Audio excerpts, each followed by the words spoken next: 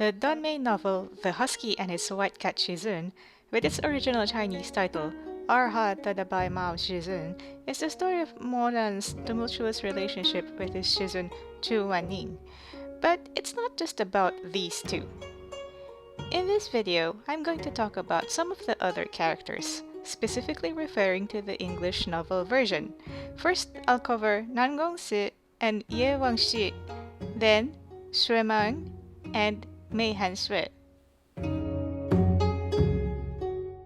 We are introduced to Ye Wangxi in Volume 2 of the English translation when Moran, Xiaxini, Shui and Shimei go to Peach Blossom Springs.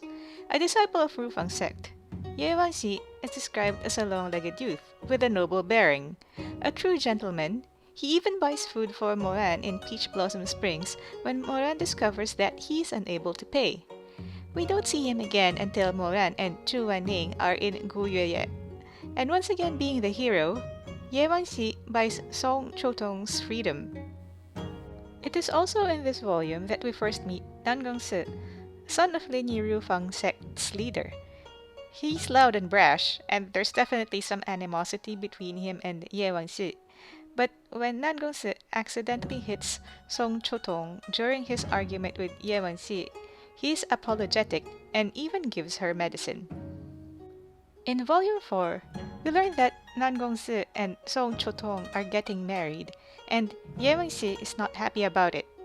But it ends on a cliffhanger when Moran intends to stop the wedding, and thus is set the stage for Volume 5, which hints at secrets involving RanWan, Song Chotong, and Ye Wangxi. But their secrets actually start earlier in the story. In Book 2, when RanWan and Ye Wangxi squabble for rooms at the inn, Chu Wanning suggests that Ye Wangxi could share rooms with himself and Moran. Moran tells him it's a bad idea, but he gets cut off by the escalating brawl before he can explain further. By Book 3, it seems that things have gotten complicated between Song Chotong, RanWan and Ye Wangxi because while battling the Heavenly Rift, RanWan asks Ye Wangxi to look after Song Chotong, to which Ye Wangxi says, "You must have lost your mind." And then, Book 4 drops further hints about these characters. While Chu Wanning is in seclusion, Moran bumps into RanWan during his travels, and the latter invites him for a drink at a place that RanWan says was selected by his companion. Moran automatically expects to see Ye Wangxi, but is greeted by Song Chotong instead. Additionally, Moran remembers that in his past life, before Ye Wangxi dies, he requests to be buried in Rufang sect's Tomb of Heroes, next to RanWan's tomb. If you've already guessed where the story is going, or have read fan translations online, or you haven't but you don't want to spoil the story for yourself any further, feel free to skip to this timestamp. Okay, if you're still here, then I'll tell you that I may have spoiled the story of Book 5 for myself because with a little searching, I confirmed my suspicion that Ye Wangxi is actually a girl.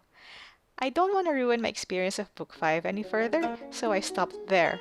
Anyway, Book 5 is coming out next month, so I won't have to wait too long for more of this love triangle. Alright, now let's look at the relationship between Shui and ErHa's favorite Dashishong, Mei Hanxue. Shui and Mei Hanxue go way back. In Volume 1, Shui Zhengyong mentions that Mei Hanxue stayed at Xishang Peak when he was young. Shui remembers that he was fat as a dog and kicked in his sleep. In Volume 2, we hear that Mei Hanxue is going around Peach Blossom Springs being a playboy, and while Moran and Xiaxini are under arrest, we hear Shui cursing Mei Hanxue.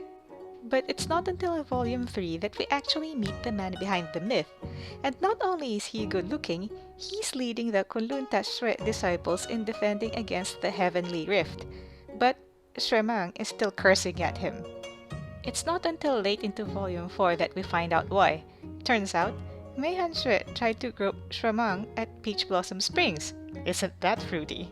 Shremang also notes that Mei Hanxue seems to act like a different person every time they meet each other, and there's a reason for that.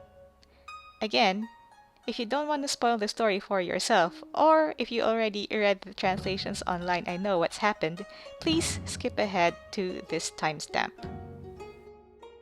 If you're still here, the reason for Mei Hanxue's split personality is Kunlun Shui Palace has two disciples named Mei Hanxue. They are brothers, and one is able to disguise himself to look like the other. There's also little difference to how their names are written and pronounced. I'm actually not sure how the English translators are going to distinguish one name from the other, but we'll see. It's also worth noting that by Book 4, Shuemang has become painfully aware of how poor Xishang Peak is compared to the upper cultivation sects like Rufang and Tashui. And while Chu Wanning was in seclusion, another heavenly rift happened, but the upper cultivation realms closed their borders, refusing to take in civilian refugees and leaving Xishang Peak to defend the butterfly town. So I imagine that there's bound to be some bad blood between Shremang and Mei Hanxue, just for those reasons. So yes, while ErHa is indeed centered around Moran and Chu Wanning, there's plenty of characters to keep you reading. Book 5 is coming out next month, and there's 11 books in all, and I'm looking forward to seeing the other stories within this story unfold.